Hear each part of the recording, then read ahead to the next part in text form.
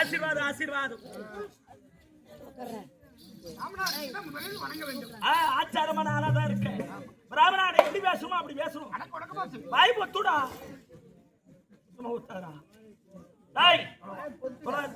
எட்டிக்கடா ஒரு சூத்திர எங்க இருக்குமா அங்க இருக்கணும்.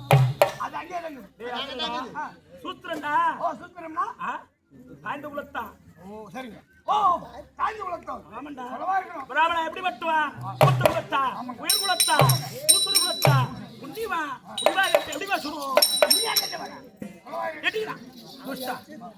அந்த கன்னியா திரௌபதி கல்யாண காட்சியை கண்குளிர பார்க்க போறா.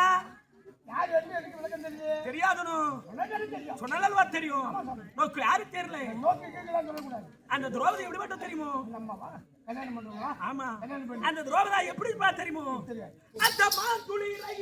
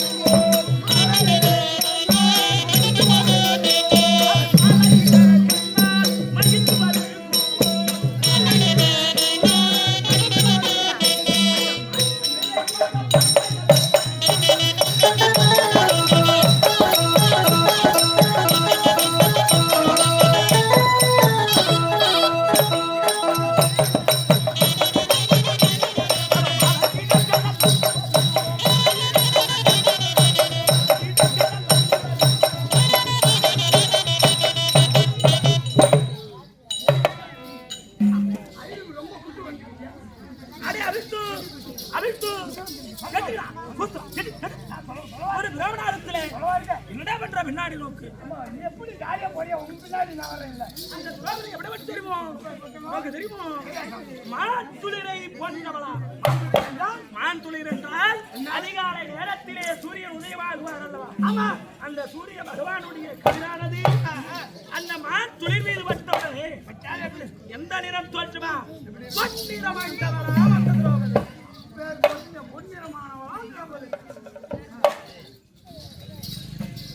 அப்படி பன்னிர வாய்ந்தவரா அந்த திரௌபதி.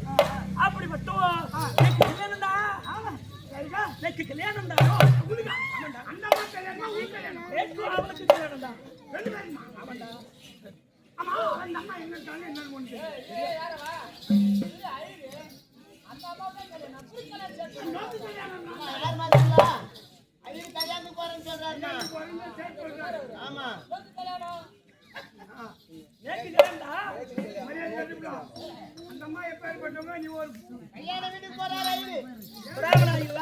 திருமணம் முடியுமோ? பிராமணாத்தானே வேதத்தை பாடுறவா, மந்திர சொல்லுவா, மந்திர சொல்லுங்க, திருமணம் நடக்குமோ? எடுத்து விடுவோம். அட சூத்திரா எட்டிக்கலாம்.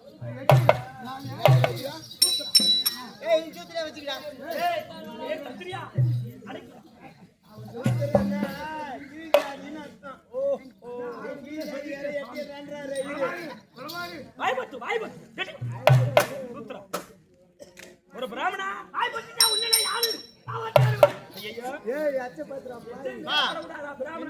பிராமண ஆச்சாரம்